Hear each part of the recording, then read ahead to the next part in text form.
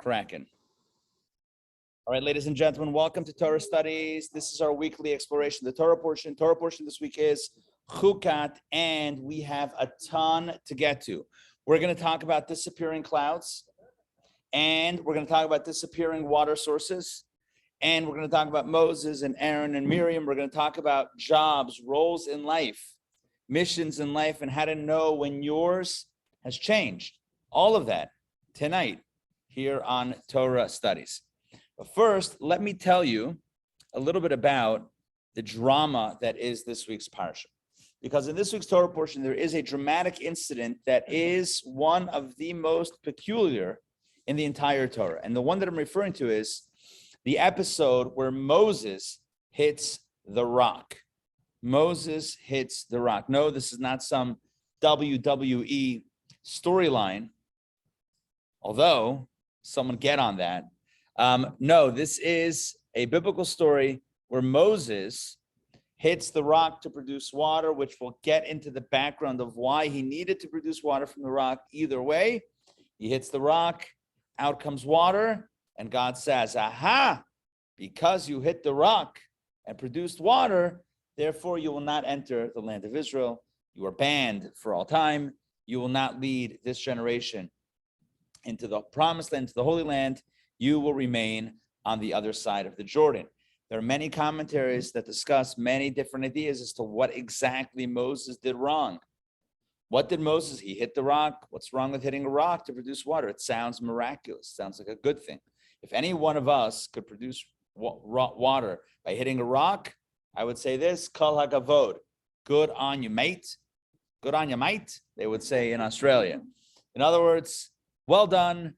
You should charge for that because someone is going to pay for that. So, I mean, that's like, it would be a cool thing. And yet, we know in our tradition, the Torah tells us that Moses gets punished.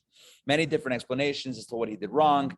There's a commentary that says, I mentioned this today in Daily Parsha earlier today. Moses did one thing, ostensibly wrong, and the commentaries tell us that he did dozens of things wrong, because depending on the commentary, you'll have another thing that he did wrong. Every commentary is trying to weigh in on what he did wrong, which means that ultimately you have a list of all these things that Moses did. So that is, by and large, the dramatic episode of this week's Torah portion. But the reason why water was needed to be produced from the rock in the first place is because of the incident that happens that directly precedes that, which is the passing of Miriam. So what we're going to do is, I'm hoping that the ready soon, maybe 2 more minutes. We're going to start with the text 1a. I'm going to read this. I'm going to put it up. Don't worry. Everyone in person, we're still waiting on some copies. I will read this, hopefully loud and clear, and everyone will be able to follow. Okay, so take a look at your screens or take a listen.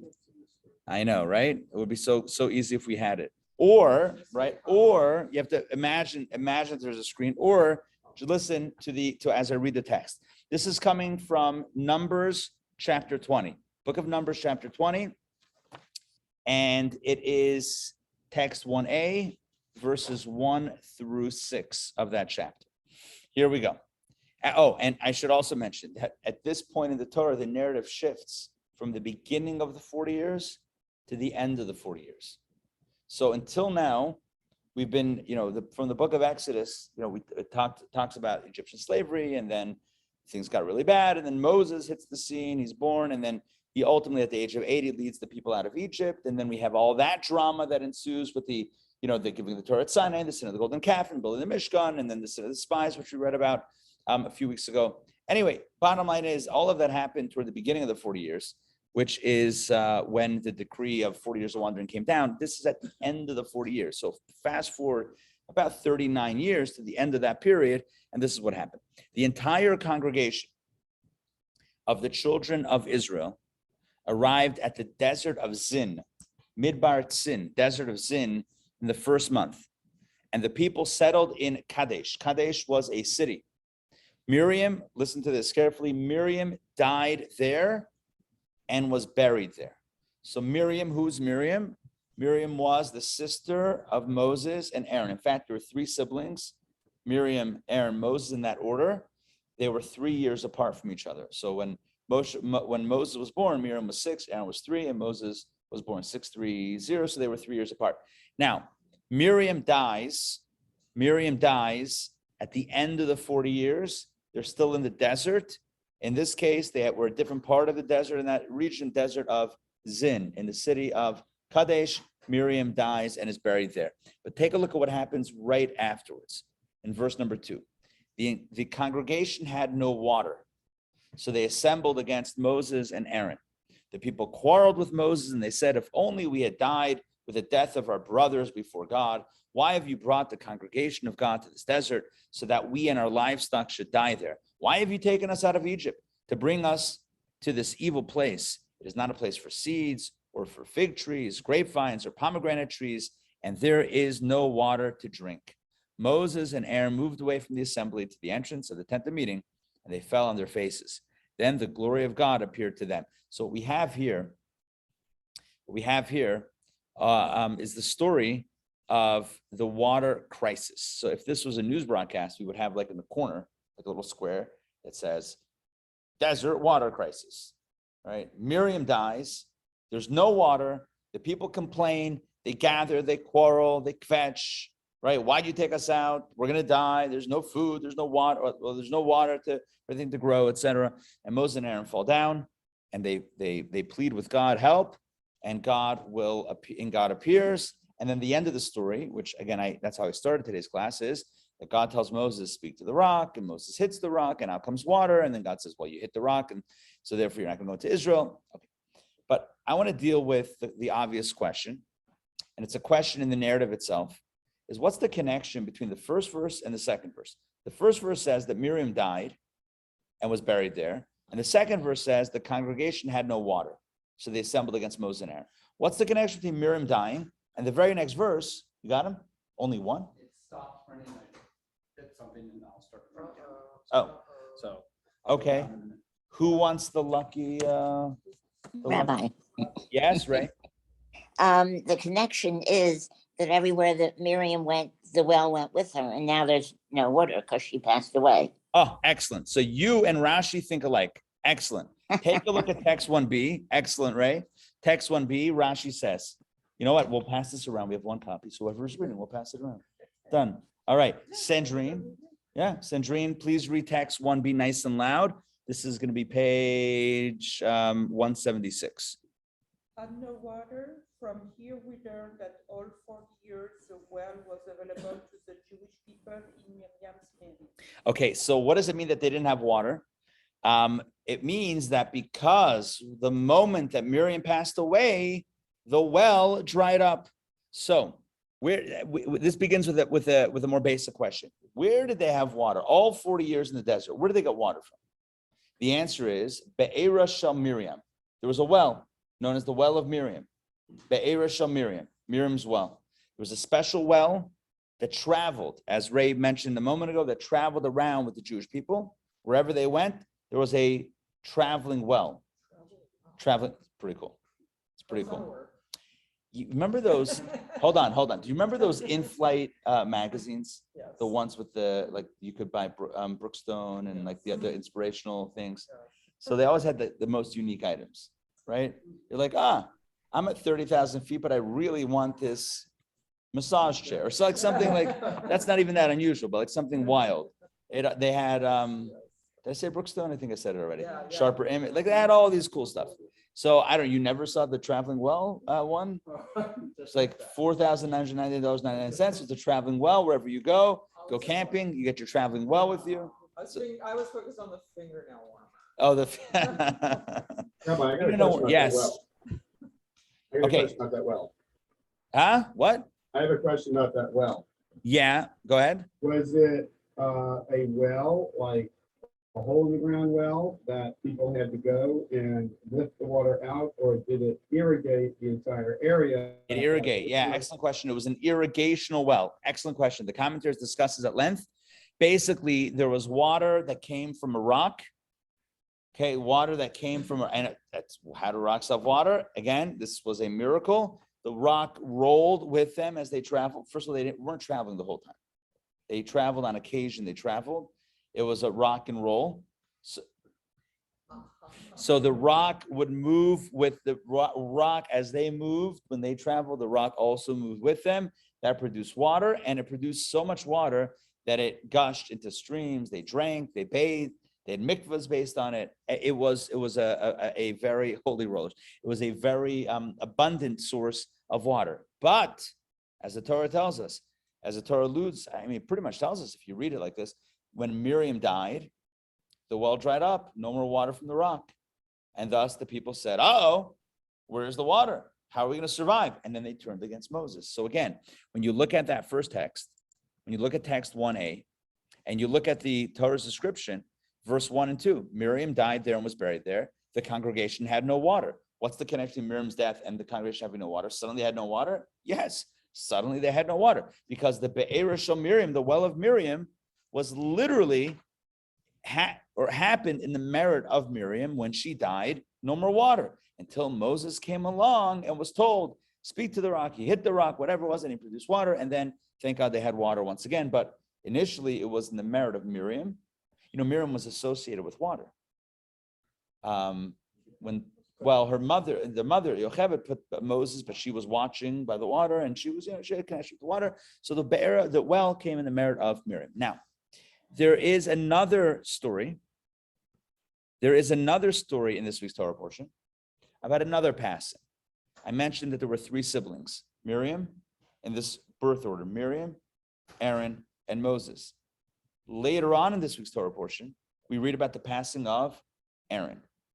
Aaron, the first high priest in Jewish history, brother of Moses, the brother of Miriam, the middle sibling, he also passes away. Remember, this is at the end of the 40 years of wandering. They're about to go into the land. Pretty much whoever is still around from that previous generation is at some point very soon going to pass away. So we read about the death of Moses. Sorry, not Moses. That's at the end of the Torah. Miriam, her passing, and then Aaron's passing. And wouldn't you know it? Something dramatic happens when Aaron passes away as well. Marlene, please read text 2a. Hold on, give me a second. Let me fast forward. Let me forward it over here on the screen. Okay, and by the way, copies hopefully should be coming up in a minute. Text 2a, where it says they travel from Kadesh.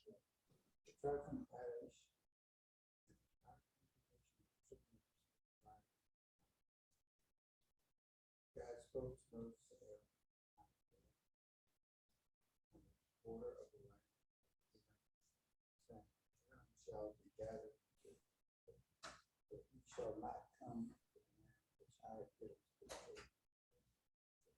by my word.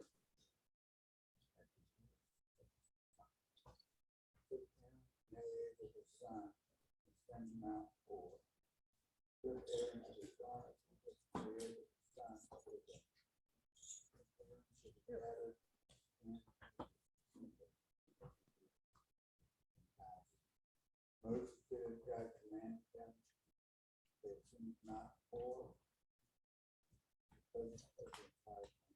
Thank you, and thank you. So what we have here is the narrative that basically talks about the passing of Aaron. Now remember, Miriam passes away by the place called Kadesh, or Kadesh Barnea. That's where Miriam passes away. Well, they went from Kadesh to Har Hahar, Mount Har. And that's where God tells Moses and Aaron that Aaron will pass away. He's going to go up on top of the mountain. He's going to go with his son. He'll remove his high priest garments, dress his son. In other words, pass the high priesthood to his son, and then he will pass away. And he did. And that's exactly what happened. They ascended the mountain, and the story continues that Aaron passed away. Okay, so we read about, again, in this week's Torah portion, the passing of 2 of the greats, Miriam and then Aaron. Take a look at what happens shortly after Aaron's passing. Take a look at what happens after Aaron's passing. Text 2b. Joel, read this one, please. Give me 1 second. Let me put up on the screen. Text 2b, page 178. The Canaanite king of Arad, who lived in the south, heard that Israel had come by the route of the spies, and he waged war against Israel and took from them a captive. So what happens is the Canaanite king of Arad hears about the travels of Israel, i.e. the Jewish people, and he wages war against them and he took a captive. And then it goes that the Jews fought back in battle to regain the captive, a whole story. It's not time to get into the details of that story. But the curious mind might ask the question once again about juxtaposition. What's the connection between Aaron's death and this war? Think about it. Suddenly the Jewish people are attacked. They hadn't been attacked in years. 40 years, there were no attacks. I mean, after they got out of Egypt, there was a Amalek attack. There were some skirmishes that happened. But for the entire 40 years of the wandering, there's no mention of any attack by any foreign entity. In fact, the Torah just fast forwards over those 40 years. We don't even know what happened in the bulk of those years. And suddenly now, the Canaanite king of Arad, who lived in the south, by the way, this was Amalek. They were pretending to be Canaanites, but it was really Amalek, according to the commentaries. They were, because they thought that the Jews would pray to be saved from the Canaanites, but really they're Amalekites, so the prayers wouldn't be effective. But the Jews sniffed. You with me on this? Mm-hmm. They thought that they would get the signals crossed. But anyway, the point is that this nation attacks the Jewish people. Why suddenly now? And again, note the juxtaposition. We read in the Torah about Aaron's passing, and the very next story is about being attacked. What's the connection between Aaron passing and the attack? Text 2c. Charna, please read this one. The Canaanite king of Arad, who lived in the south, heard. What report did he hear? He heard that Aaron had died and that the clouds of glory had withdrawn from the Jewish people, and he thought that he had been granted permission to wage war against the Jewish people. And this is as it is written. And all the congregation saw that Aaron was dead, and they wept for Aaron 30 days, all the house of Israel. About this, Rabbi Abahu said, do not read the verse as, and they saw a Euro, rather read it as, and they were seen by Euro, by others, because the cover of the clouds of glory had been removed from them. Thank you very much. The Talmud, Tractate Rosh Hashanah, says something unbelievable. Again, it's all about the juxtaposition. It's all about the proximity of the stories in the Torah. The Torah tells us a story about Aaron's passing. And right afterwards, they were attacked. Makasha, what's the connection? Well, what happened when, you know, Marnie, take a staple copy. It'll make it easier in your life. upgrade to the staple version. Yeah, it's already done. So what happens is that when Aaron dies, the clouds of glory that were surrounding the Jewish people, the clouds of glory disappeared. And thus they were seen by the nation, by Amalek in this case, they were seen to be vulnerable. And that's why the nation attacked at this moment. So understand this, that what we've read so far, what we've learned, deciphered from the verses is that there were two major miracles that sustained the Jewish people throughout their 40 years in the desert. Remember, the desert is not a place where people live. What's that? Burning Man notwithstanding, you can't live. I mean, Burning Man is Burning Man, right? Burning Man is a party, but like you can't live back then. Certainly not. You don't live in a desert. It's not a thing. It's not a place to be. And yet the Jews lived there, millions strong, for 40 years. How'd they do it? The answer is they had a miraculous well of water, and they had clouds that were protecting them. Well, guess what? The well was in the merit of Miriam. When she died, the water dried up, and then it came back, whatever. And then the clouds were in the merit of Aaron. And then when he died, they dissipated, and then they were attacked by this nation, the Canaanite, really Amalek, whatever, they were attacked. You guys with me on this? Yes, so far so good? So here's my question, a very simple question. Actually, no, before we get to the question, let's take a look at text number 3. What did the clouds do? What was the functionality of the clouds? I mean, today we talk about things being in the cloud. It's like, where are your files? In the cloud. Where's the accounting take place? In the cloud, right? Microsoft Office, do we have a local copy or is it in the cloud, right? NFTs, crypto, blockchain, where is it? No one knows, but also in the cloud. Take a look at text number 3. Here we have a mechilta, medrash, that tells us about the function and the purpose and the utility of the clouds. Take it away, Elio. The Egyptians, steeped in darkness, saw Israel in the light, eating, drinking, and rejoicing. And they shot arrows and projectiles upon them The cloud and the angel protected them. This is from the book of Exodus, the Midrash on Exodus 14, Shemot 14. And this is talking about when the Jews had left Egypt and the Egyptians were pursuing. Remember they chased after the Jewish people and they trapped them against the sea. Yeah, they trapped against the sea. So what happens? The Egyptians saw Israel in the light, eating, drinking, and rejoicing. They shot arrows, but the cloud and the angel protected them. So the cloud was a cloud of protection.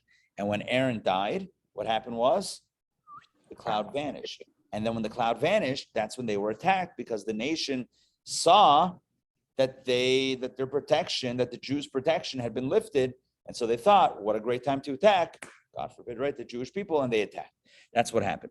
So what we see here is, again, just to summarize, the well of Miriam, the clouds of glory of Aaron. In other words, the merit of Miriam brought the well. The clouds came in the merit of Aaron. When she died, no more water. When he died, no more clouds. When she died, the people panicked until they went to Moses and complained, and then Moses got word from God and hit the rock, and the water came back. What about the clouds? What about the clouds? We don't see that the people panicked about the clouds. Question is, why not? Why didn't the people create a whole brouhaha? Where are my clouds? Where are the clouds are gone? We feel very vulnerable. Why did the people not lose it in, anxiety? Why did they not get very frightened without the clouds? Are you with me on the question? They panicked about the water. Now you might say like this. Okay, you might say that, look, water is way more basic than shelter, right? I mean, there are three basic needs: food, water, and shelter. Did I get this right? Yeah, it works. Clothing? Food, water, You clothing? got it. Food, water, shelter? Something like that. Oh, food, clothing, and shelter. Food, clothing, and shelter. Yeah, well, food, I mean water. Yeah, we're gonna just supplant this for a second. So food, food, water. So basically you can't live without water. So maybe you might say that, well, what happened was when there's no water, of course the people panicked, because how are you gonna live without water in the desert? When the clouds disappeared, okay, at least we have each other. I mean, at least we have water and food, because the well came back after it hit the rock. So maybe that's why they didn't panic. But we're going to get to a much deeper understanding of what exactly went on with the clouds and Aaron. And we're also going to get to a deeper understanding of why the clouds were connected with Aaron in the first place. What's the connection between Aaron and the clouds? Okay, all coming up. But first, we need to look at the clouds. We need to take a deeper look at the clouds and understand what the nature of this miracle was in the first place, what actually happened with the cloud cover. Okay, let's do this. Yes. What was Aaron's sin? And also, I was just curious about the well, because I'm into water. Was it split into 12 streams, or is there a bunch of commentaries and everybody says a different number? You're asking about Aaron's sin? Is that the first question? Yeah, Aaron's sin, and then the well, how it was divided up. So we didn't mention that Aaron sinned, but you might be asking, why did Aaron die? Is that the question? What's the question based on? It said, Aaron will not enter the land because you sinned against me at the waters of the sea.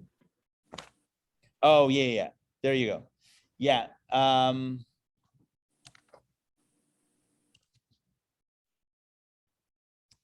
Right, because you defined my word at the waters of dispute. Yeah. Aaron was there when the rock was hit instead of being spoken to. So on a simple level, Aaron was part of hitting the rock. On a deeper level, the commentators say that Aaron really was at this point getting, not going into Israel because of the sin of the golden calf that he was involved with. But it took this was the final story, episode, provocation, whatever, but really was about the golden calf. There's a lot of different, it's a good question. That's why I asked you why you're asking the question. I was wondering what triggered it, but I see it's in the verses. There's a lot of commentaries on what exactly, first of all, on what Moses did wrong with hitting the rock. Who cares if he speak or hit the rock? And second of all, what Aaron did. He doesn't seem to have hit the rock, but he was there. Number one, and number two, it's really a callback for his role in the sin of the golden calf, where he basically advised him to throw the gold into the fire, etc. Now, the second question about the water going into 12 streams, I don't remember that as being a tradition. It could be. I know that when the water split at the splitting of the sea, it split into 12 different channels. Each tribe went on their own channel. But I don't know if the well itself also divided. It would make sense that it divided into each of the tribal areas, but we would have to look that up in more detail. All right. Yes. Mom. Unmute myself. Okay, my question is this. I had all those other questions too about what in the world did Aaron do that he could not? Okay, but my big question is, didn't Moshe know that there was no water? Why did they have to go to him to complain? And so awful with such terrible complaints. What kind of, I mean, wasn't he a leader? Didn't he know? It's a good question. I don't know. You're saying, why did he wait for the people to come to him? Why didn't he? I don't He was know. supposed to be taking care of them. Yeah, Why did they have to come to him with a it's a good complaint? question. I don't know. You have to look up the commentaries and see. I'm sure it's discussed. I'm sure Okay. probably in the many commentaries on what he actually did wrong, it's probably somehow in that narrative. But I don't want to focus on that. I want to focus Okay, on the clouds okay. right now.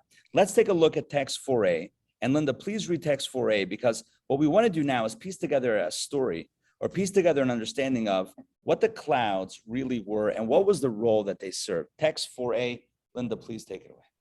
So that your ensuing generations should know that I had the children of Israel live in booths when I took them out of the land of Egypt. I am the Lord your God. So what is this verse? Thank you. What is the verse from Leviticus saying? It's talking about the mitzvah of, who knows what this is talking about? What mitzvah do we do in booths? Sukkah, right? Sukkah. It says, why do you build a sukkah and live in it for a week on the holiday of Sukkah? So that you should know that the children of Israel lived in booths when I took them out of Egypt. And everyone understands, what's the simple understanding of this? What does it mean that the Jewish people lived in booths? The simple understanding is that they lived in huts, which is why we build a hut, They lived in huts. Take a look at Rashi. Text 4b. Linda, please read one more. 4b, Rashi clarifies. I had the children of Israel live in booths. These were the clouds of glory. Boom, look at that. Not literal booths, spiritual booths. In other words, so the Torah says, build a sukkah, keep a sukkot, hoshaptis b'nei Yisrael, because I had the Jews live in booths in Sukkot when they left Egypt. What kind of booths? So you would think like a literal booth. They lived in a booth, temporary dwelling. We live in a temporary dwelling. Yes, but that's not exactly how Rashi explains it. Rashi says, no, it's not literal booths. It means anani hakavod, clouds of glory. The Jews for 40 years were surrounded by clouds of glory. That's why we celebrate Sukkot. Listen to this cool idea. We celebrate Sukkot, the holiday of the festival of booths, and we build a sukkah in our backyard, front yard, porch, whatever it is. We build a sukkah to commemorate what? The clouds of glory. Very cool, right? We commemorate these clouds of glory that were surrounding the Jewish people. Let's take a look at another Rashi that speaks about more details of the cloud. Let's go around one more time. Why not? Sandrine, please read text 5. This is about the cloud again. Continue. The cloud of God was above them. 7 clouds are recorded in the account of their travel. 4 from the 4 sides, 1 above, 1 below, and 1 in front of them that would flatten the highlands, raise their hollows, and destroy snake and scorpion. It's fantastic. Rashi says there's 7 mentions of clouds. Seven mentions of clouds to tell us that there were 7 clouds. What are the 7 clouds? Again, these were protective clouds. So 4 from the 4 sides. So there was an eastern, where's east? East is back here. An eastern cloud, a western cloud, a northern cloud, a southern cloud. So 4 clouds. Then a top cloud, bottom cloud. You ever see those like commercials for those insoles? It's like you're walking on a cloud. For 40 years, they were walking on a cloud. How cool is that? There was a cloud beneath them and above them and all 4 sides. It's great, living in the cloud. And then there was even more. There was a cloud that traveled in front of 7 clouds, 6 so far, plus 1 that went in front of them to flatten out the hills, the mountains, right? To lift the land, to lower the land. This did grading of the desert, kill the snakes and scorpions. It's gewaldic. It would be great to have one of those. You know, there's a modern example. When you're driving on the highway at a high rate of speed, not recommended, by the way, but when you're driving at a high rate of speed above the speed limit, and you're like, oh, am I going to get pulled over or not pulled over? And then you see a car really speeding. And you're like, okay, that's going to be my lead car. I'm going to go right behind that car and go a little bit slower. And then if anyone gets pulled over, it's that car. And then, of course, they pull over the second car, and you're like, oh man, missed it again, Newman. Anyway, but the point is that you had your lead car, you had your lead cloud.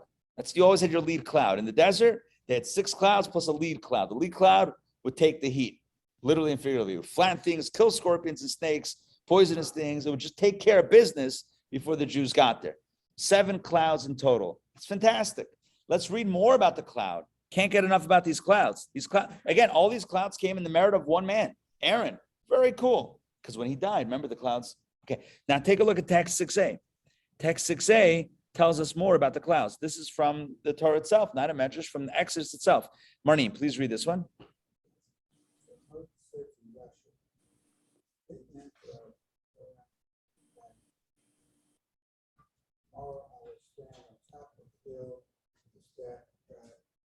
So Moses tells Joshua, this is the first battle against Amalek. He says, go out and fight Amalek. Go out and fight. What's go out? Go out where? They were outside in the desert. We didn't go out and fight Amalek. Take a look at 6b. Marnine, one more. 6b. We'll look at Rashi says. Rashi says, you know what it means to go out and fight? Get out of the cloud and fight Amalek. How crazy is that? They were in a cloud, surrounded by clouds. So he says, go out of the cloud and fight Amalek. So what we see here is that there were these clouds that protected them from all sides. But this was all a setup. Sorry, guys, this was all a setup because in truth, if you look very closely, there's 2 different types of clouds. And I'm going to point these out to you. Take a look back at text 4a. Sorry, take a look at 4b. Look at the end of 4b. What were the booths that we commemorate with the Sukkah? These were clouds of glory. These are called anani kavod, clouds of glory. Then you have the other mentions. Don't talk about clouds of glory. They talk about clouds. Take a look at text 5, 7 clouds. Take a look at 6a or 6b, sorry, get out of the cloud, which prompts the Rebbe to say and to conclude that there were actually 2 types of clouds. There were clouds, stam, in other words, without any description, clouds, and then clouds of glory. And there's a difference in functionality between the clouds and the clouds of glory. And you're probably wondering, what is the difference between clouds and clouds of glory? Well, before I read the text, you could read it inside yourself, but before we read the text together, I want to ask a very simple question.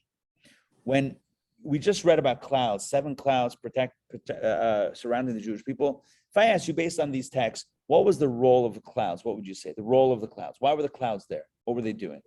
Protection. Listen carefully to the words. The second type of clouds, clouds of glory. Do they sound protective or something else? Clouds of glory. What is glory? Kavod. What does kavod mean? Honor, respect, glory. What would the clouds of glory do? What do you think their function is? Protection or something else? Deterrent. What else? To proclaim that God is with the Jewish people. These were spiritual clouds that indicated that God was with the Jewish people. So there's 2 clouds. 2 sets of clouds. One set of cloud was very utilitarian. It's like this is a buffer. It's protection, safety, security, etc. The second set of clouds, and we don't know how many there were in that second set, were clouds of glory. Clouds that said, hey, this people are special people. This is a special nation watched over by God. Now, again, this is not my insight. This is the Rebbe based on commentaries, many more that we did not pull in this text or in this lesson. Take a look at text 7a. Joel, please read this one, text 7a from the Rebbe's teachings. There's a simple difference between just clouds and clouds of glory. The latter is to be understood literally, namely their entire purpose was to demonstrate the honor and glory of the Jewish people. In other words, there was just one set of clouds whose purpose was to protect and provide Jewish people with their basic needs. Through these clouds, these clouds also demonstrated the Jews' honor, they weren't dedicated for that purpose.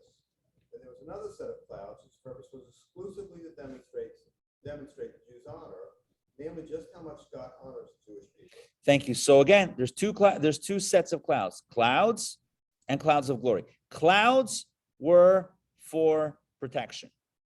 Protection and providing the Jewish people with their basic needs. In other words, to make sure it's not too hot, to make sure it's comfortable, to get rid of the dangerous snakes and scorpions, all the stuff that we talked about before.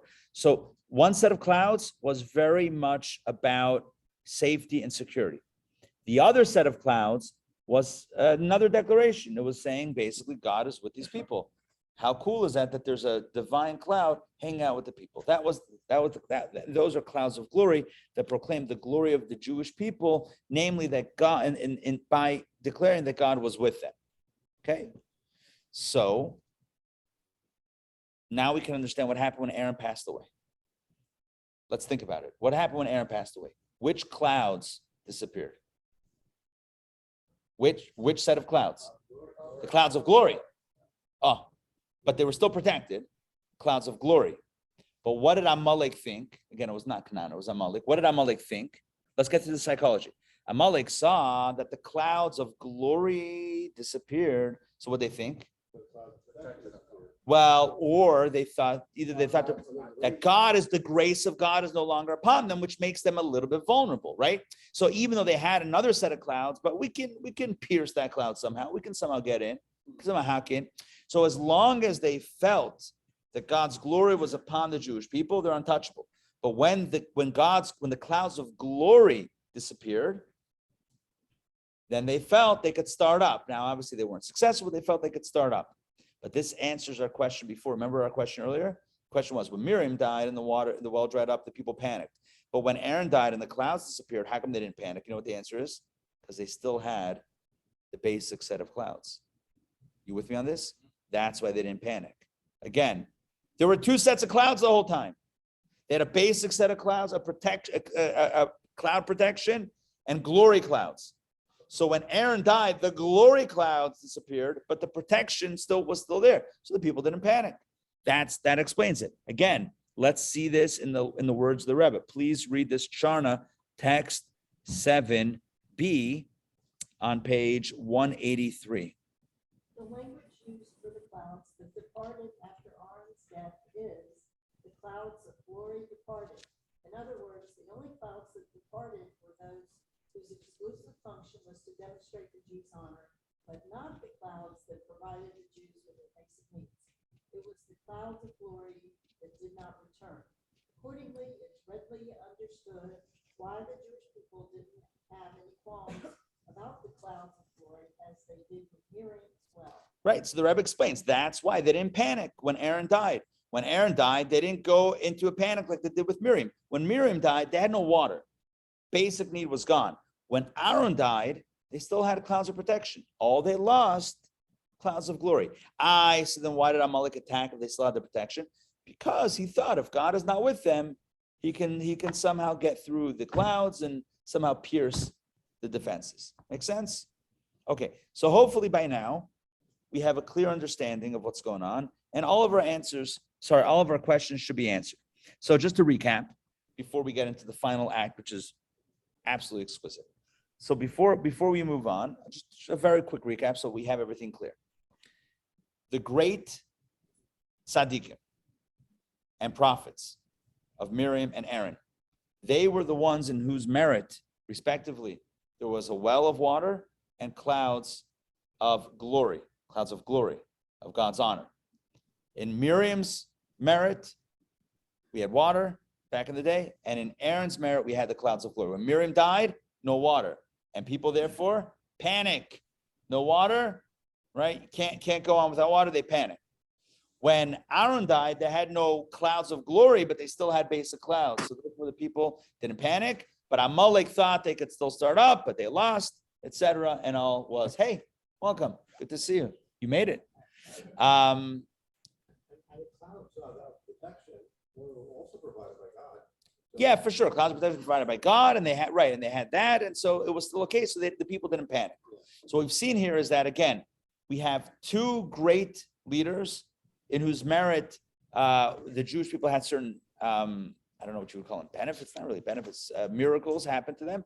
The well of Miriam and the clouds of glory and the merit of Aaron. When each of them died, those items disappeared, and one came back. The other one either did or didn't come back, as we'll see soon.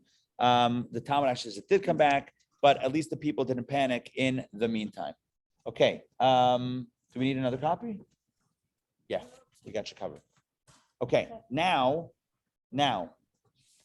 let's take a look at the Talmud. The Talmud adds a plot twist over here.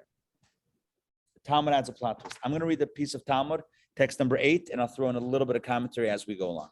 Okay? All right, so hopefully everything is simple and everything is clear, and now we can just move on to text 8, Talmud Tractate Tainit.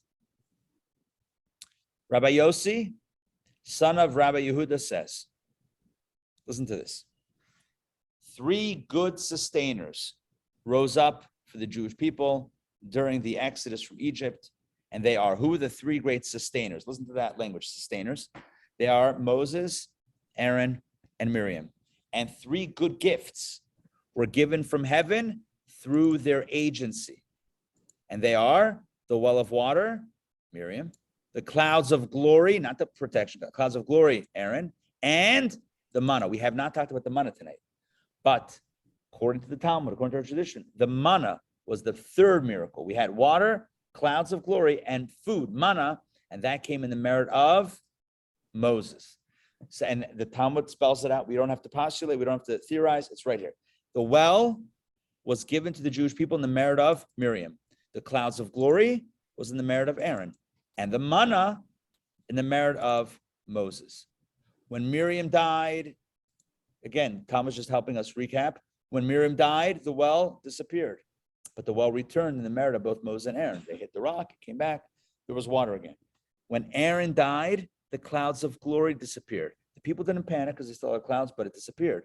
However, listen to this, both the well and the clouds of glory returned in the merit of Moses. In other words, the clouds of glory disappeared when Aaron died, but they came back ultimately, they came back eventually in the merit of Moses. However, this is the culmination of this Talmudic piece. When Moses died, all of them disappeared. All 3 disappeared and never came back. As it is stated in Zechariah, and I cut off the 3 shepherds in 1 month. But did the 3 shepherds really die in 1 month? Didn't Miriam die in the month of Nisan, Aaron and Av, and Moses and Adar? They didn't die in the same month. What does it mean, all 3 shepherds in 1 month? Rather, this verse teaches us that with the death of Moses, the 3 good gifts that were given through their agency were annulled, and all 3 gifts disappeared in 1 month, which made it seem as though all 3 leaders had died at the same time. So they really didn't die at the same time, but the 3 miracles disappeared all at once, because again, Miriam dies first, but then the well comes, and the well disappears, then it comes back. And then Aaron dies, and the clouds of glory disappear, but then it comes back. And then Moses died, and all 3 disappear and never come back. And understand this, that when Aaron died, it was right before the Jews entered the land of Israel. Entering the land of Israel, they had no more clouds, they had no more miraculous water, and they had no more bread from heaven. What they have to do? Go find a lake, and a stream, and drink. And go plant some food or buy some food. I mean, just they lived a normal existence. The moment they crossed over into the promised land, they lived a normal existence. No more clouds, no more miraculous water, no more miraculous bread from heaven. So when Moses died, all 3 miracles ceased. That was when they entered the land of Israel under the leadership of Joshua. With me so far? Okay. Now, here's the question. Why exactly are the clouds of glory connected with Aaron and the manna connected with Moses? Understand my question? We could ask really why the well with of water with Miriam, but I mentioned the little thing, her and water had a connection, but what's the connect? We're not going to focus on her and the well right now. Question that we're going to ask now is, what's the connection between Aaron and the clouds of glory? That it was in his merit that the clouds of glory, happened, and Moses and the manna. What's conception? So to this, I go back to my to something that I mentioned earlier, not that long ago. The difference between food, manna was food, and the clouds of glory were shelter. I mean, the clouds of glory really were about God's protection, but it's still an encompassing element, shelter. What's the difference between food and shelter? I know there's a lot of difference. You can't eat your house. You eat food. I get it. But tell me, both are needs. But what's one difference between food and shelter? I have an idea. Yeah, Sarah. That food you absorb, Good. you ingest, but shelter is external. Excellent. Food goes inside and the shelter remains outside. Now, there's really two types of shelter. Because clothing could also be considered a form of shelter, but clothing is tailored to the person. Whereas a home, like a structure or a larger shelter, is not tailored to the individual, which means, which opens up another element. Not only does one go inside and one stays outside, food goes inside and the clouds of glory remain outside, but additionally, or maybe just tweaking that a drop, food is an individual experience, whereas the shelter is a collective experience. Does that make sense? Look, all of us in this room are in the same room. We're having a collective experience in this room. But when we eat, everyone digests, even if we ate from the same original loaf of babka, everyone ate a different piece. Are you with me on this? Now you might say, but everyone's having a different experience in the room, but it's the same room, same house, same building that's surrounding everyone. Whereas the food is individualized. So listen to this explanation based on Chassidus and Kabbalah and the Rebbe's understanding. That's why the clouds, remember that book, Men Are From Mars, Women Are From Venus? Clouds are from Aaron and manna is from Moses. Why? Listen to this, because Aaron was more about bigger picture and like clouds of glory. Aaron was bigger picture and Moses was more individualized. Let me explain. What was Moses' job before he was the leader of the people? He was a shepherd.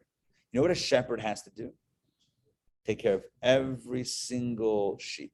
He was detail. Right. It's like micro and macrocosm. Right. So there is a macro, there's a flock in general, but his specialty, and that's how he met God at the burning bush, because he was chasing after one little sheep that ran away. And he chased after, I didn't realize that you were thirsty because he was by the water, whatever. So it's all about the individual experience.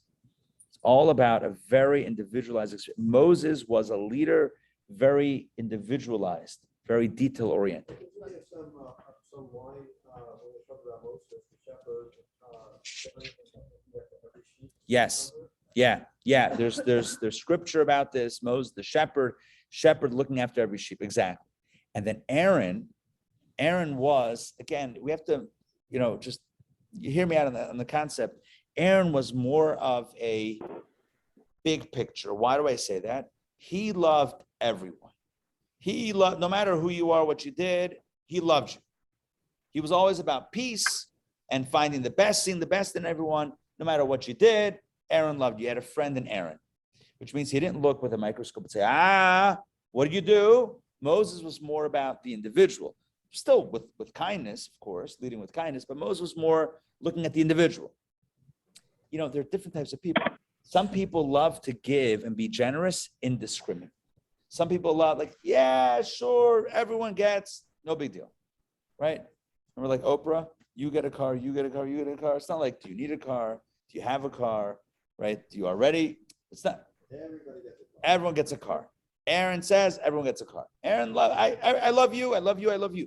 Right? The famous teaching about Aaron. Aaron loved peace, pursued peace. He loved the creatures, brought them close to Torah. He loved everybody, indiscriminately. That's like cloud. It's like everybody's encompassed with a hug, right? The cloud of glory means God loves you. That's a cloud of glory. It's a divine hug. It's not protection. It's God loves you. Aaron was also in that mode. Aaron loved everyone. Aaron's like, I love you. Doesn't matter what you did, who you are. I love you. Come to the Fabring. He was also concerned about the collectiveness of Israel. Because of the peace, right? He was always trying to broker peace between people, make sure the achdus, exactly, trying to broker peace. That's a collective. So in his merit, what springs up in his merit? The clouds of glory, God's indiscriminate love, God's collective love. Great. Clouds and Aaron are connected. What about Moses? Moses was more about an individualized experience. Moses was, how you doing? Not how y'all doing. Am I mixing Jersey and the South? Is this South Jersey? I feel like this is a reality show. Jersey Shore or something. Rabbi Ari. Yeah, Mark, the driving. Yes. Can I add something? Absolutely. When the manna arrived, when the children of Israel were blessed with it, Moses instituted the mitzvah of saying birkat. And the first paragraph of the birkat he wrote, eat, be satisfied, give thanks to Hashem. Good. So from that, what I gather is Moses made the giving of food from Hashem a two-way experience. That not just that we get, but we bless God and thank God for what we were given. Excellent. Beautiful. Right. Moses is all about the eats, which is an individual experience. That's why he institutes Birkat Hamazon, the blessing after meal. Moses was the first one that instituted that.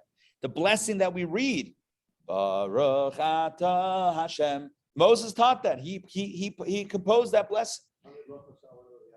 Yeah, that God takes care of every creature individually. And with the manna also, we know that it fell in different ways for different people. In fact, let's take a look at some text over here.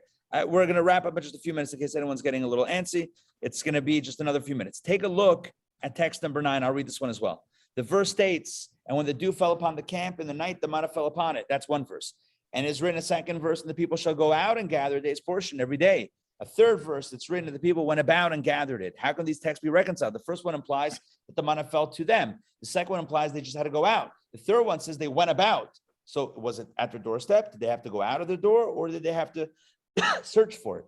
So the Talmud answers, for the righteous, the manna fell at the opening of their homes. The average people, the Beinanim, went out and gathered what fell, and the wicked had to go about farther together. With regard to the manna, it's written also another 3 differences: bread, cakes, and ground in mills. So then how can we reconcile these texts? For the righteous, it fell as baked bread. It was ready to go. For average people, it fell as unbaked cakes. For the wicked, it came in an unprocessed form, and consequently, they ground it in mills, which means that the manna was not a collective experience. The clouds of glory is God saying, I love all of you, no matter what, I love all of you. That's in the merit of Aaron. Aaron said the same thing. Aaron lived his life by saying, I love all of you. So in his merit, the clouds where God said, I love all of you came. Moses says, I love you, but tell me about yourself, right? Moses says, I love you, but I'm a shepherd. I'm your shepherd. I need to know you as a sheep. Tell me about yourself, right? How you doing? Where do you come from? Where are you going? Where do you come from? Where do you go? Where are you coming from? Where are you going? Who are you? Like, what do you need? What are your individual needs? And the manna, in his merit, the manna fell, which was the same thing. For some people, it fell there. For some people, it fell there. For some people, it fell baked. For some people, it fell unbaked. Everyone had a different experience. So Moses was about, we spoke about this last week, even 2 weeks ago, differentiation, equality, differentiation. Everything has its milas. Everything has its advantages. There's an advantage of saying, I love everything. There's an advantage of looking with differentiation and diversity. Everyone has its advantage. Aaron was the type of guy who says, I don't care where you come from. I don't care what you're doing. I love you. You're a creature of God. I love you. I'm not going to look at you with a magnifying glass. I'm not going to look into your spiritual bank account. I love you. You're beautiful. You're kosher. You're gavaldik. You're a tzaddik. Love you. That's Aaron. Clouds of glory. Done. Moses, let's talk. Let me get to know you. Manna, let me get to know you. Everyone gets a different manna experience. That's the difference in general between food and shelter. Food is my food, your food. It's a different gastronomical experience. Whereas shelter, we're in the same building, under the same roof. It's not like the building is treating any of us differently. We're all freezing when it gets cold, and we're all hot when it gets hot, right? So the same experience. It's a collective. So again, Aaron is the collective, and Moses is the individual experience. Does that make sense? So that's why one had one and one had the other. All of this leads to the final question, which I'm going to answer very quickly. The final question is a bombshell question. What do we read in the Talmud before? Talmud says that when Aaron died, the clouds of glory stopped, which makes sense because that was his personality. But then in the merit of Moses, it came back. The merit of Moses, it came back, but Moses is a totally different personality. Moses is the individual personality. The clouds of glory represented a love that's indiscriminate, that's unconditional. When I say unconditional, it means I'm not looking at who you are and what you did. I love you anyway, right? It's like the Chabad of clouds. It's like, come in, whoever, wherever, it doesn't make a difference. Come on in. We love you. Ready to go. But when Aaron died and Moses was the only one left, no Miriam, no Aaron, just Moses. Moses was the shepherd. How'd you get clouds? You know what the answer is? That when Aaron left this world, guess what Moses had to do? He had to pick up his role also. He had to pick up the role of Aaron. Are you with me on this? He had to be the Aaron. You know why? It says like this. But makom shein ish, hishtadel lihiyot ish. When there's no man around, it doesn't mean gender specific. When no one's around, you got to be that person. That's the lesson of today's class. Aha. You like that one? Yeah. When there's no Aaron, until now you had a tag team. He loved everybody and I gave people individual guidance. But now he's gone. Guess what? Someone's got to do the loving. And that's got to be you. You with me on this? You with me on this? Someone's got to do the loving. And now it's Moses' job. What's the lesson in life? You know, we have our ideas of what our role is. Like, this is my job and this is my personality and it fits and this is what I do and blah, blah, blah. But you know what? Life is not so simple. Sometimes there's no one else to do it. And you know what we do then? Got to step up. Got to step up. Got to step up. The Rebbe said so many times, person says, listen, I'm a scholar. I'm not an activist. I'm not the type of guy to go out on the streets and ask people, are you Jewish? You want to wrap tefillin? You want some Shabbat candles? It's not my thing. I'm not the guerrilla street Judaism guy. I'm not the activist. I'm going to study Torah all day. And the Rebbe says, but there's people that will never step into a synagogue and study Torah with you. So how about them? Who's going to worry about them? Yeah, but that's not my thing. You don't have the luxury of having a thing. Are you with me on that? The Rebbe says, you don't have a luxury. You don't have the luxury of having a thing. That's not my thing. Who gave you the right to have a thing? I have a thing. Moses could have said, it's not my thing. That's Aaron's thing. He's no longer here. What are you going to do? The world, it's a loss, and it is what it is. It's not my thing. That's not what happened. He stepped into the role of his brother, and that's where the clouds of glory returned, because he exuded that energy as well. He played both roles. The makom shein ish, be that ish. Where there's no one else around, be the ish. Be the man. Again, not gender specific. Be the person that the world needs. Be there for the other. So if somebody needs something, it's like, oh, I would love to help, but it's not, I don't do that. I don't do that. Who asked you? Do it anyway. It's not your thing. It's not comfortable. Okay. Life is not comfortable. Moses was comfortable wearing Aaron's hat. No, he did it anyway. He did it anyway, because that is what happens. That's what you do when the world needs it. Let's take a look at this and we'll conclude with this text. Let's read about this in the Rebbe's teachings, text 12b, the last text, the last text that we're going to read. Text 12b, page 190. I'm going to read this. It's unbelievable. Listen to this. 12b. When Aaron and Miriam passed away, the clouds of glory and the well disappeared, yet they returned in Moses' merit. This can only mean, again, on a spiritual level, that Moses pivoted and adopted a new approach. I mean, he didn't leave his other, he adopted another approach.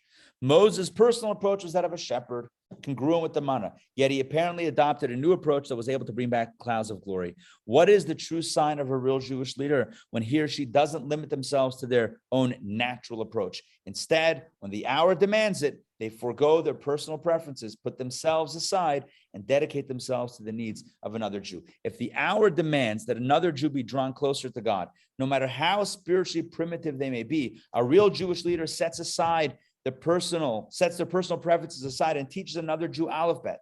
This can mean either literal alphabet or the alphabet of simple Torah matters, i.e. the basics. In other words, you don't say, well, I'm a high-level Torah scholar and I teach high-level Torah academics. Somebody needs to learn alphabet. It's not my issue. It is your issue. I mean, if there's someone else around, if you got multiple people, great. But if you're the only one around, you got to do it. And then somebody might say, I'm like the high priest. So what am I doing in a cemetery? Others might say. So others might say, I'm an advanced Torah scholar. So why do I need to busy myself with returning a lost object whom the Talmud states is exempt from such activities? This is beneath my dignity. It's just not my thing. I'm a leader, and my thing is to instruct other leaders on how to lead the Jewish nation. I'm not only a leader, I'm a leader of leaders. So I don't get involved in people. I'm a leader of leaders. I'll give the seminar on how to be a leader. I certainly have no business coming in contact with people of questionable religious scruples. Moses was not like that. When Aaron and Miriam passed away and there was no one left to tend to the matter, the leader of the Jewish people himself turned his attention to the matter and dealt with it, even if it wasn't necessarily befitting his dignity. Again, the Rebbe is speaking kind of, the translation also makes it sound pretty vague. I just want to make sure that that no one walks away from this class with any misunderstanding. It's very simple. Aaron loved indiscriminately. Aaron loved everybody. You're a child of God. I love you. Moses was a shepherd. He was a little bit more discerning. This, that, or that. He still respected everybody, but everyone had their own thing. But when push came to shove, Moses, when Aaron died and there was no one left to fill that role, Moses filled that role. Moses filled his brother's role. And what he did was he started loving everyone. He started expressing the love. You know, some people are not so demonstrative of love. There's some people like they love, but they're not like touchy-feely warm. And maybe like within parents, maybe one parent is like this and one parent is like that. But you know what? If the need is there, then you got to be both parents. That is what it is. For whatever reason, I have to get into scenarios. Who cares? You got to be. Sometimes you got to be both parents. Sometimes you have to be both. Sometimes you have to be a Moses and Aaron. You're a scholar. You're going to teach because like everyone has different levels. That's Moses. Moses is like levels, like different levels. So you're a scholar. You're going to teach high level scholars. What about Alpes? Somebody needs to learn Alpes. Somebody needs to run a school. Step into the role. You can't stand in ceremony and say, it's not for me. It's not for you. There's a fire burning. It's not for me. It's not for me. It's beneath my dignity. The Rebbe said so many times, there's a fire burning in the world. I mean, quite literally, look what's going on. The world needs goodness and kindness and spirituality and morality. The world needs a sense of purpose and a sense of meaning. The world desperately needs it. Desperately needs it. I get a text from the yeshiva in Chicago on Sunday. Sunday? Yes. It says a few hours ago, there was a shooting. Yes. On Monday. A few hours ago, there was a shooting. And there were 4 yeshiva students at the parade 2 blocks away by the Chabad Center with Rabbi Shanowitz with a tefillin stand. 2 blocks away. The world is burning. And so who of us has the luxury of saying, it's not my problem? It's not my problem. It's not my problem. I'm not Aaron. It's not my problem. But makom shein ish hishtadel liot ish. When there's no one around, be the person. Step into the role. It's not my role. I'm not a leader. Well, then become one. Even if you're not, be one anyway. Play one on TV, as they say. Doesn't matter. Be it. Imagine Moses says, I'm not a lover of the people. I'm a leader. I'll give you guidance, individual spiritual guidance. I love you. I'm gonna give you hugs. I'm not a hugger, right? I'm not a hugger. Moses, I'm not a hugger. I don't hug everybody. I don't hug. I'll give you counseling. I'm not gonna hug you. Aaron, my brother was the hugger. But who's gonna hug? Who's gonna hug? He's dead. Who's gonna hug now? Moses hugged. And so God says, you're hugging, I'm also going to hug. Here are the clouds. That's the message. The message is, we had a lot of insights tonight. Difference between clouds and Aaron and Moses and clouds versus manna. We have all these certain things. But I don't want anyone to lose the plot. The purpose of tonight's class is to say simply, when there's a need, don't hide behind the quote or the verbiage, it's not my thing. Please don't hide behind that. It's not my thing. Doesn't matter if it's your thing. Do it anyway. The other person needs it. The world needs it. And ultimately, you need it also. Because if God puts us in a situation, by divine providence, it means one thing, that we have the ability to do something about it. The Baal Shem Tov said, everything we hear and see, everything that comes to our consciousness is a lesson, is telling us a lesson. And sometimes the lesson is do something about it. Don't push it to someone else. Let's say it's Aaron's job. It's a leader's job. It's a preschool teacher's job. You be the one. The previous Rebbe single-handedly fought against communism, communism's attempt to crush Yiddishkeit. And the fact that I know Russia's complicated today. The fact that there's Judaism flourishing in that part of the world it's not even a question. Is because of Lubavitch, Chabad. It's because of the previous Rebbe and his network of shluchim. And you know what they did? They built mikvahs and they had chadarim in each schools for little kids and aleph beis. They risked their lives for this stuff. These were high-level scholars, and they risked their lives for the basics because there's no luxury. You don't have the luxury of being a Talmud Chacham. You don't have the luxury of being a scholar, high level. I'm gonna seclude myself and write books all day. You don't have the luxury. Judaism is at risk in the former Soviet Union. You have to do something about it. The world is burning today. We all need to be leaders. We all need to step up. That's the message of tonight's class. Aaron dies, Moses steps in. Totally against character. It doesn't matter. There is no character anymore. There's a need. Characters go out the window. And so with this, I encourage everyone, and my blessing for myself and for everyone is step into the role. Step into that role. I'm leaving it vague because everyone knows what they could step into if they had the courage. Step into that role. Make that difference. Make that difference. Doesn't matter, right? Joel said, even if you don't have the courage, who cares about courage? Courage is overrated. John Wayne said, bravery, courage is not, I don't know, I'm paraphrasing here. It's not being afraid. It's being scared as hell and doing it anyway, right? That's what courage and bravery is. You could be scared. It doesn't matter. Be scared. Do it anyway. Go running and kicking, screaming, kicking into it. It's not my job. It's not my thing. Sure. Do it anyway. Never let that stuff get in the way of doing what needs to be done. Thank you for joining me tonight for Torah studies. I hope this is inspiring. And I hope that we all step into our roles. Yes. In the merit of Miriam, all's well, that ends well. Oh, well done. Okay. In the merit of, I'm going to repeat it just in case people on Zoom didn't hear. In the merit of Miriam, all's well that ends well. Joel, listen. If there's no one else, if there's no one making that joke, there's no one making the bad joke, you step into that role. Well done. Whoa, well done. Oh, you can valid. Be'er. Be'er. Bet Aleph Resh. Be'er. Yes, Yaakov. Do you guys know why, even if there was no manna, the Jews would never have starved? They would have had plenty to eat. Tell me. Because of all the sand which is there. The what? Because of all the sandwiches. All the sandwich is there. Sandwich. Because of all the sandwiches. Now we have a competition. We have a competition for jokes. For me, that's an awesome joke. Yes. That's read only 12.5% of the Torah. An atheist. Oh, you guys heard that? Charles said, excellent joke. Hold on. Someone who only read 12.5% of the Bible is called an atheist. An atheist. What do you call someone who lost 75% of their spine? A quarterback. These are terrible jokes. I don't know how we got into this. By the way, who told me? Oh, Leah told me recently. She's like, I think she said this. She's like, back in the day, we used to call these corny jokes, but now we call them dad jokes. But it's the same thing. Somehow it's just been rebranded. It's the same. It's the same. Yeah, dad jokes like a whole genre, but it's just a bad corny joke, straight up. I guess dad yeah.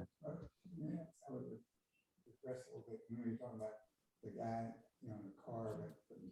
Yeah. That happened with Leo. My son, when they were like in yeshiva. I'm going to repeat the story in a second. Yeah, go ahead. So what they would do is they would go out on Friday to go on the phone with people. So this guy had his feet sticking out from his car, a mechanic. And my son said, "Are you Jewish?" And the big guy pushed up, "Yeah, what's it to you?" He said, "We put him to film." And the guy went and cleaned up and put him. Nice. So Marnine said about his son, Ariel, he was in yeshiva and they went out, usually Friday afternoons, went out to hit the streets. Do you know where he was? Was he in California, Pittsburgh? It was Pittsburgh. And he goes out and he sees the mechanic like under a car, feet sticking out. And he says to him, "Hey, are you Jewish?" And the guy pushes out with a big burly guy and he says, "Yeah, what's it to you?" He says, "Did you put on tefillin yet today?" He's like, "No." He's like, "Okay." And they cleaned up and wrapped. So yeah, it's the idea is the Rebbe was I feel like giving you a bit of everyone knows the end result of the Rebbe's vision, because this is it, but understand how it got here. Understand how it got here. Because the fact that there's Chabad in every place around the world, anyone who travels, you go to, why can't I think of any places? Tokyo, you go to Vietnam, you go to Costa Rica, you go to the Congo, you go to LA, you go to South America, Brazil. It doesn't matter where you go. There's Chabad around, right? There's Chabad around. Like everywhere you go, there's Chabad. Everyone knows it, right? Chabad and Coca-Cola, right? So, but here's the thing. Where does this come from? Listen to this. This came from tonight's class, where the Rebbe said, yeah, you could sit in yeshiva, you could sit in Kol, you could sit in Crown Heights, you could sit and become scholars and Talmidei Chachamim and open up yeshivas and do all these wonderful things. You could stay in a holy realm. You could stay in Brooklyn and build a community as massive with shuls and everything. Get out of town. Go away. Move. Go to Timbuktu and find a Jew there and wrap tefillin. And that's going to be your calling. Yeah, but I'm such a scholar. That's the need. The world doesn't need, I'm paraphrasing. The Rebbe didn't actually say this, but what's the greater need? Where's the fire? Not enough books being published, or assimilation and the world just crumbling in many ways? What's the bigger risk right now? Think about it. Where's the need? Where's the need? The need isn't, the Rebbe had a clear vision of what the need is. The Rebbe said, we're going to create an army. We're going to create a movement to go out there. And I can't tell you how many brilliant scholars I know who are campus shluchim. You know what they do on campus primarily? They cook food for college students for Friday night. And they invite them into their homes, into their Chabad houses on campus, and they become their parents. They listen to all the tzaras about classes and relationships and boyfriends and girlfriends and all sorts of things. And this guy could have been, is a top scholar. And now he's counseling college students and feeding them. And you know what? That's exactly where shluchus is. Exactly where it needs to be. Because that's where the need is. Because these kids are constitute the future of Judaism. If they're lost, we don't have a next generation. And the amount of work that Chabad on campus has done is absolutely staggering. Absolutely staggering. It's unbelievable, the transformation that happens on campus. And anyone that has a kid on campus, and I see, Rosita, you're shaking your head. And yes, any person that has had their kid in a college campus, certainly in America, over the last 15 years, will tell you just how incredible Chabad is. Not to take away from anyone else, not excluding Hillel or anything else, but we're supposed to be on Chabad. The Rebbe took not community activists, the Rebbe took scholars and said, you have to move. Go out into the field, go out and become a chef, become an Aaron, and welcome everyone into your home and embrace everyone. And embrace. Moses and feed him, right? Moses the scholar, but right, in the sense Moses feed him, but with this love, with this unequivocal, right, undiscerning even love. Everyone's welcome. Everyone comes in. Everyone's loved here. That's the core of a Chabad house. And again, the Rebbe took Moses's and made them Aaron's. Not made them. He didn't make anybody, but the Rebbe encouraged Moses to adopt Aaron's. And again, the lesson for all of us is the same thing. No matter what your Moses or Aaron is, the need arises. When the need is there, let's do it. All right, I'm gonna close out for tonight because I know it's getting late. Thank you all for joining. It's great to see you all. See you online crew. We'll see you soon. Hope you enjoyed the class. And of course, in-person crew. Babka and cookies. See you guys soon. Take care, everybody. Laila Tov. See you guys.